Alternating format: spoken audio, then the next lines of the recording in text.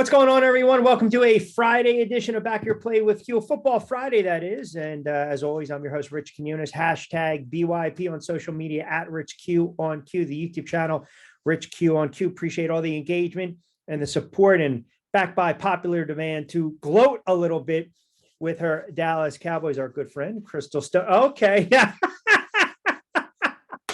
She's feeling herself. Oh, come on. You're feeling yourself a little bit. Hey, listen, you are allowed to gloat. I would say this. We talked a lot last week about Dak and Mike McCarthy. Has the narrative changed on those two? And by the way, hello, and how are you? Hello. Hi, how are you? How about them Cowboys? Could start off there. And yeah, we did talk a lot about Dak and McCarthy, and I touched a lot on team psychology and culture and mental toughness, and they stepped up to the challenge. I mean, this is the Dallas Cowboys team that we all know, that we've seen all season with the top 5 offense, top 5 defense, or top 10 defense. So the issue, like, is as excited as I am, the issue with the Cowboys is that inconsistency. And so you want to see that from week in to week out. And whereas we saw that throughout most of the season, toward the end of the season, we did see this different team, right? So the hope is that the Cowboys are back. They've shaken off whatever that was happening in December. And this is the team that we have been expecting to see all season. So how much do you put into the fact that when it's all said and done, and look, I have to be fair because the Giants, everyone's saying Minnesota was a fraud. So if I'm going to sit there and give the Giants props for going on the road and beating them, then even though Tampa wasn't a very good team, I still have to give Dallas the just due for going on the road and dealing with Maher and their kicker and all these other issues. And quite frankly, beating Tom Brady, it almost looks like he's a shot fighter, so to speak. But hey, listen, we thought Dak was going to be under pressure. We thought he was going to be under fire. He performed brilliantly. And then I'm sure while you were watching that game, with the kicker, with the yips, shanking it all over the place. The fact that McCarthy decided, you know what? No, come off the field. Let's go for it on 4th and short. As a fan, you probably had to be ecstatic because you realize, hey, presence of mind. He understood the situation right now. I can't keep trying that kid out there. Yeah, the 4th and 4 that led to a touchdown, that was absolutely amazing. And, I think one of the more disturbing scenes I saw was the clip of Dak. I think after Maher had missed his 3rd field goal, he throws his helmet on the ground and he's like, "Go for freaking 2." It used a different word, of course, but then we've seen throughout the week some clips from some other players. I think it was CeeDee Lamb who was like, "We got you, bro," like giving him some encouragement. We're talking about the playoffs. The playoffs are on the line. And remember last week I was telling you, the Cowboys sometimes have some group that just completely implodes out of nowhere. Right. All of this, Brett Maher is going to the Pro Bowl. Like all of a sudden he can't kick an extra point. Right. And before it was special teams that completely imploded, or, the defense couldn't stop a run game. So there was always something. And I'm fine with that being the something, because the Cowboys were obviously offensively able to overcome that and keep getting the ball down the field and get some touchdowns instead of just having to rely on field goals. And listen, that's the key at the end of the day. You get in, you're in the dance, it's survive and advance and figure it out. They bring in a kicker this week, I think, to kind of, push this kid. And listen, San Francisco is a totally different animal. They are arguably, you look at the Eagles, boom, complete. Then you look at the 49ers. They're a nasty bunch of dogs. They got it on offense. They got it on defense. And going in, they're probably thinking, we're going to try to stack the box a little bit. Let's take away the ground game. Let's take away Dak and his running ability, which if he does that well, they have a good shot, Dallas, of winning the game. And let's see if his arm can beat us. And you can throw a little bit here and there on San Francisco. So when you kind of handicap this one, line aside, because right now it's sitting right around 4, 49ers are favored by 4. What's your path to victory for the Dallas Cowboys? So, I've kind of gone back and forth. We've had a previous conversation about who I was going to choose to come out of the NFC. I have since changed that because I was under duress and stress and emotionally troubled. But I'm a better person today, and Right. I am pulling for my Cowboys. And one thing about the San Francisco 49ers, I know they get a lot of accolades. They're obviously have the number one offense, a top 5 defense, a top 10 defense. But Brock Purdy, the quarterbacks he's faced include Geno Smith, Jared Stidham, backups in Washington and Arizona.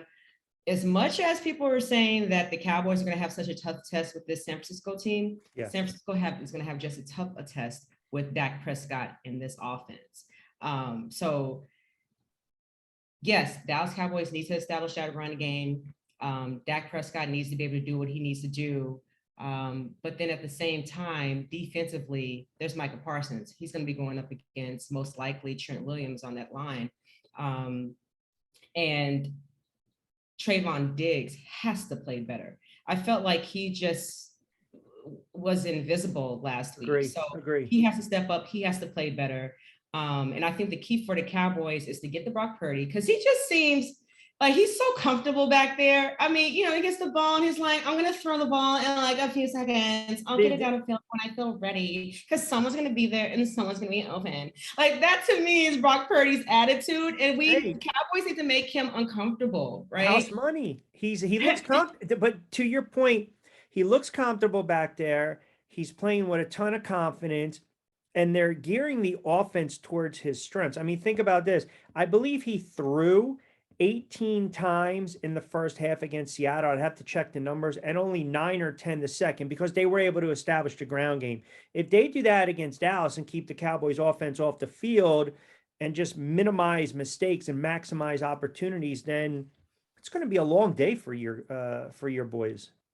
Yeah, it's going to be a long day, but I feel like get to Brock Purdy. We're going to make these assignments, right? So Micah Parsons, DeMarcus Lawrence, and Leighton Vander Esch. Your assignment, get to Brock Purdy and shut down as much as you can the number one running back in the league right now, Christian McCaffrey. And Dak, hey, get Dak, Zeke, Tony, just as much as Christian McCaffrey is one of the number one running backs. Tony Pollard also is sitting up there in the top 5 to 10 running backs. Could be a good X factor. So some of the strengths that San Francisco has, the Cowboys have as well. So it's going to be a clash, real clash of these two Titans on Sunday. I think also 2 things that would scare me a little bit. Now, I'll go on the record and tell you full disclosure, I don't think this game's going to be close. I don't. So I don't know if you want to go into your acting role right now and do the theatrics and the drama if you get upset with what I'm about to say to you. These are real emotions. I understand. That's what I'm saying. I know it's genuine. I'm about to say it right now, though. Okay, go ahead. I think this is a game where Dak's going to have some issues. I think he's going to be pressured. He's going to have that really bad pick. The momentum's going to change. And I don't like the fact that San Francisco can fire off your running back, your tight end, your wide receivers. Dallas, they can't play that type of complementary football. When you're saying matchup on matchup, I respect what you're saying. But I think that the tight end matchup is going to be the difference. They've got running backs out of the backfield. I see this game going into the third and maybe the early parts of the fourth quarter, 24-13. And then San Francisco just methodically keeps punching them in the gut, They go down the field and they put them away. Like I'll tell you right now, I see this as a 31-17 type of game. I do. Okay. I appreciate your honesty. I appreciate that. So just for a point of reference, what was your prediction for Cowboys versus Tampa Bay? I believe if I went on the record, I picked Tampa Bay to win that game. Okay. So, okay. Thank you. Hold on. But you know what I'll say? I know, right? That's true. Deflated balls in the shoulder. I mean, what I'll say is the whole time that you're talking, all I kept thinking about is like, wow, the disrespect that Dak Prescott gets. It's not. hold on, like he's had some experience in the playoffs, and his first opportunity in the playoffs, he almost knocked off Aaron Rodgers and the Green Bay Packers if it weren't for a late pass, late down pass by Aaron Rodgers to Cobb. Brock Purdy, we're putting it on a rookie. And see, and yes, Brock Purdy had a great game last week, but they haven't faced a team like the Cowboys since he's been starting, right? So I think there's a lot of confidence that is being put into Brock Purdy, into a rookie quarterback who's, to me, has had a nice, easy road down the street through the games that he started and through the playoffs. Yeah. Don't underestimate how a rookie is going to perform at this stage of the game. Yeah. But again, conversely, look what he did against Seattle. And I know Seattle's not the same type of animal as Dallas. And I think I had that Tampa Dallas game a little closer. I believe it's not a knock on Dak or the Cowboys. I'm not slighting them. I think that the 49ers, there's recency bias for what Dallas did against a bad Tampa Bay team. So all of a sudden, now we're going to put them back, the star, Dak, McCarthy, America's team. And here you go, 49ers. You can't win 11, 12, 13, 14 in a row with a young quarterback. And I say, let that be damned. Like, it doesn't matter. If they can run the ball and they put him in good down and distance, I'm telling you right now, they will pick apart that secondary. And if Dallas is down 21-7, you think they have the weapons to come back in that game? I don't know necessarily if it's about the weapons, because then there's also the injury along the offensive line with Jason Peters being out, and rookie Tyler Smith is going to have to step up, and he hasn't played consistently well all season. You can say that about the entire offensive line. So yeah, you're kind of hurting my feelings right now, but I do feel that the Cowboys, there's something, I think it was Micah Parsons, and then there was a quote from Coach Mike McCarthy that came out today and the day before about them being underdogs. And so beyond the X's and O's, Rich, you'll come to know that I really think about mentality, and because I think that goes a lot into the game. And I always feel like the Dallas Cowboys play their best when the chips are against them, when everyone's downing them, when they are the underdogs, when they don't have a lot of expectation.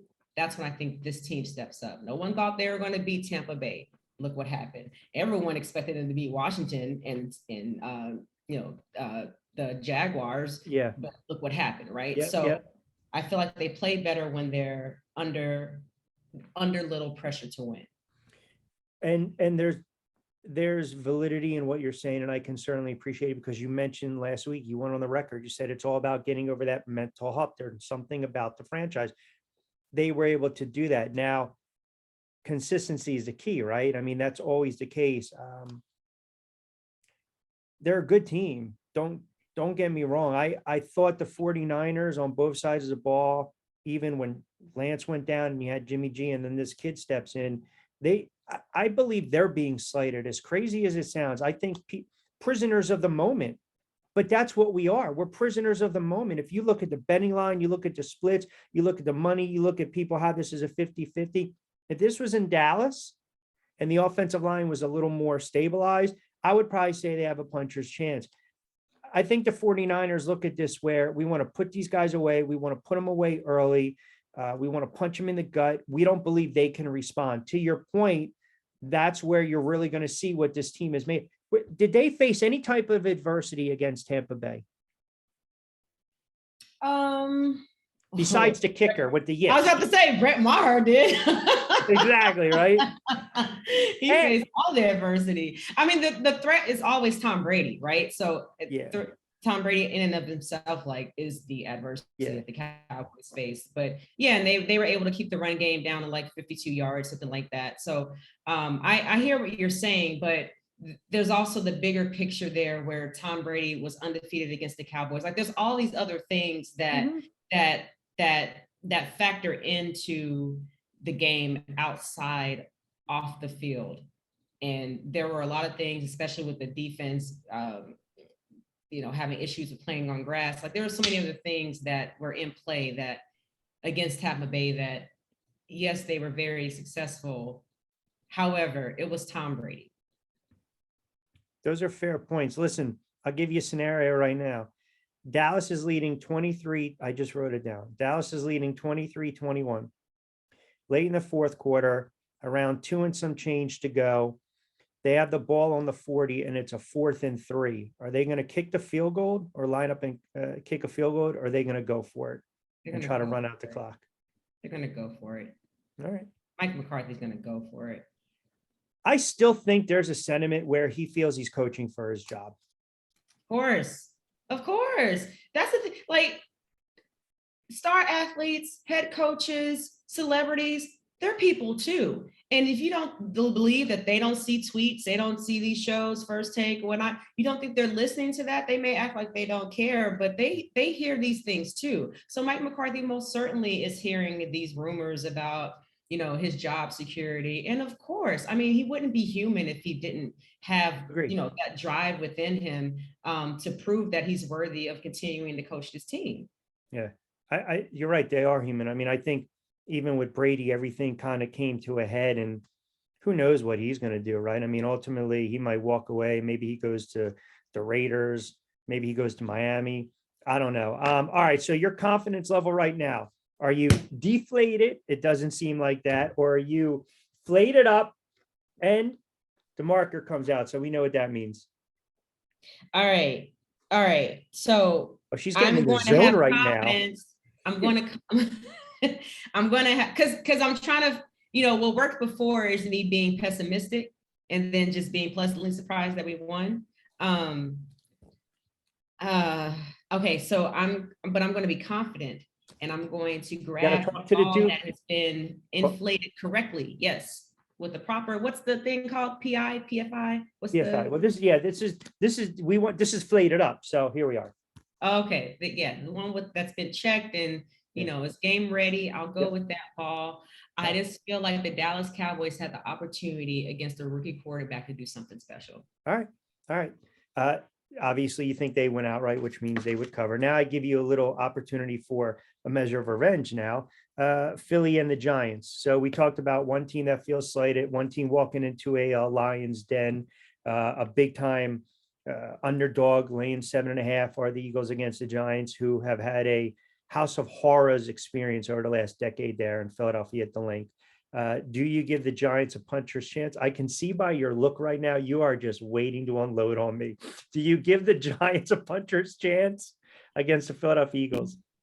You have no idea where I'm going to go with this. So, okay, I'm going to surprise you because I was thinking about this today when I was getting ready. I was like, what's scarier? Nothing's scarier in the NFL than a team that has a battery in its back.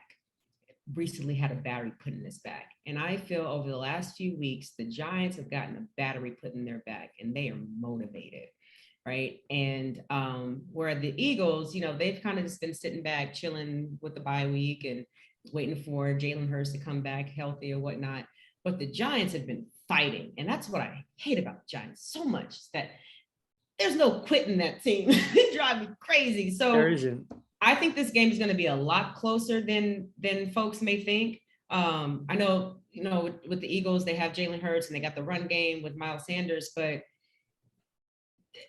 something about this team with Daniel Jones is like, okay, I'm going to run. Like the way that they've structured this offense to allow Daniel Jones to do what he does best.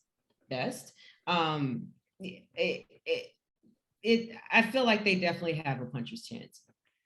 It's a really interesting dynamic and point you bring up. They're 14-4 ATS, but I like the analogy of the battery because when these teams met in December, the Giants were not a very good team. This, it's the team that gets hot at the right time. Sentiment aside, I think they're going to be in a dogfight. I think if they can get to the fourth quarter and keep it within striking distance, that's what they want. They're not going to be able to score 35 points. I think against the Colts and against Minnesota, who just turned around and I think they fired, their defensive coordinator. That was kind of an aberration. And you took advantage of a really bad secondary and I think 30th or 31st ranked pass defense. It's a different animal come Saturday night. And you always talk the mental stuff, right? So it's hard for me to sit there and say, these guys are thinking about 10 years. They don't think about that because 95% of the players haven't dealt with that. But in speaking with Brandon the other day with the 27 and Q podcast, Brandon Jacobs, he said, look, I've seen this before. I've lived it, 6 seed, number 1 seed, no one's given him a chance. And it's all about the mentality. And he brought up a really good point, and I want you to kind of expand on it. He said, when you look your teammate in the eye and you've got that confidence that this guy is basically going to have my back, nothing else really matters. Like you really, not that you will it, but you really start to believe you can walk in, laser focus, and get the job done. Yeah, I've heard that just throughout, watching football, watching interviews and whatnot of players who've said those exact same words. Like something it's very important for players to know that their teammates are on the same page, are willing to go to battle and have their back. So speaking about the Giants, like, it's like I hate like the fact that I have to speak so positively of them right now, but I have to. I mean, the way that Saquon Barkley is stepping up. Again, I already mentioned Daniel Jones, like in the defense. Like there's something about this team that has turned on at the right time, and emotionally, I feel like they have the confidence that they can beat anybody. Right. And I think people are starting to like think about the 2010 Super Bowl team and, where they kind of just turn on, they didn't have a great regular season, but turn on at the right time. And when a team gets confident like that, like it's sometimes difficult to stop. I mean, they're already talking about facing Dallas, possibly Dallas in the championship game. They better not be. They better not be. Listen, they're already talking about it. So no, I don't. What you tell whoever's talking about it, you tell them to I'll tell them to go talk to you. Yeah, please do. Please do. Was that now? I don't know. I know you're genuine. I want to know, were you placating me? Was this actress Chrystal Stone, or this was genuine? Give me hope, because I want to be able to shake this baby, flayed it Duke. So be honest now. They go in there and they win the game. Oh, do I believe that now, Rich? Going a little too far. All right. So let me just weigh this out, because I haven't had a lot of time to think this through. But so one end, Philly has all this time and rest, right? And they've become sitting there. But there's a question of possible rust, right? The Giants have been running on engines running, well-oiled. Like you said, they're probably looking at each other in the eye, like, I got your back, I got your back. So they're like, really moving and grooving. I think it's a question of which team can get hot and stay hot for the entire game. However, the Jalen Hurts factor, I think, is going to be the difference here. Yeah.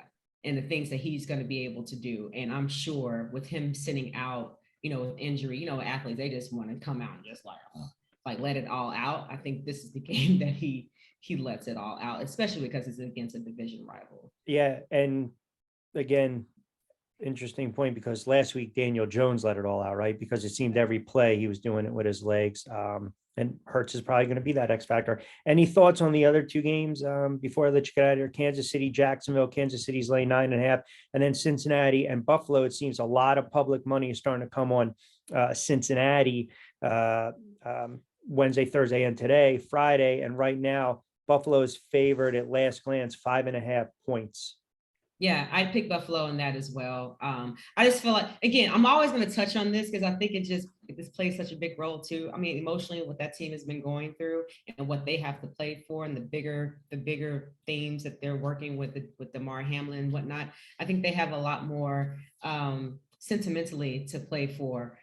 So I picked them for that. And then KC. I picked KC because even though they've struggled, right, with some teams, they pulled out some victories. I think that game against the Houston Texans, like they pulled out, squeaked that win out. They'll find a way. I like teams like KC because they always find a way to win. They can totally have a terrible game, but toward the end, they find a way to win. So I think they'll find a way. It'll be tough, but they'll find a way to win against Jacksonville. Jacksonville upstart. You don't know about the emotional letdown. Kansas City's laying 9.5. One question on the Cincinnati and Buffalo game before we wrap it up, and I always appreciate the generous time. You mentioned the emotional. I look at it as listen, if Damar Hamlin shows up or he visits the videos, I understand all of that. That is a Cincinnati's walking into the Lions dead because you don't know if you can overcome that. But we thought that when they played New England and they had the kickoff returns, whatnot. And then last week, the emotion, everything, here you go. And they struggled against Miami. To me, and I'm not a cynic in this because I love that. That's why I love sports. Those stories, right? They inspire and everyone gets juiced up, and it's great sentiment and you're ready to go. But the game still has to be played. And I think there's more pressure on Buffalo at home. Josh Allen, I think he's undefeated at home in the playoffs in his career against a team in Cincinnati that is probably thinking to themselves, we're disrespected. People think we're overrated. They forgot that we represented the AFC last year in the Super Bowl, and we're trying to get back. And oh, by the way, we have some pretty damn good weapons on both sides of the football. So everything you're saying, I agree 100%. But do you also believe that ultimately when they kick off, and you still have to play the game? How much of that emotion can carry a team through, right? Yeah, I still think it plays a big role. And I just chuckle while you're talking about Cincinnati, because I'm like, the way the Cincinnati season started and midway through the season, they're probably just lucky to be there. They're just like, oh gosh, we're glad we're back here. So there's that. But yeah, I still feel like, I mean, these guys are still crying in the post-game the post-conference, Sure. I'm trying to say the post-game press conferences. So Yep. it's definitely, I think that's the battery in their back, right? What they went through with DeMar Hamlin. I think that's something that's going to push them through. And you're right, they do have to play the game on the field, but you being led by someone like Josh Allen, I'd choose Josh Allen over Burrow in the Bengals for this round. Okay, good stuff. Give her a follow on social media at Chrystal Stone, little underscore. We got to add that Yeah. in. And Crystal with an H, they like See, stuff. we always say that she makes Yeah, somebody else can be a totally different Crystal. I don't know who that is. So yeah. You're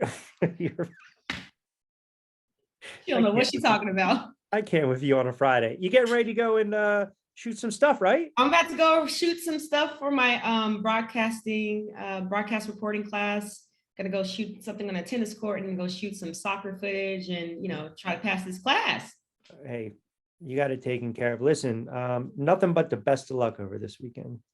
Thank you. I wish I could say the same, but I'd be lying to you. So have a good weekend, Rich. We'll talk next week. Appreciate you, Chrystal.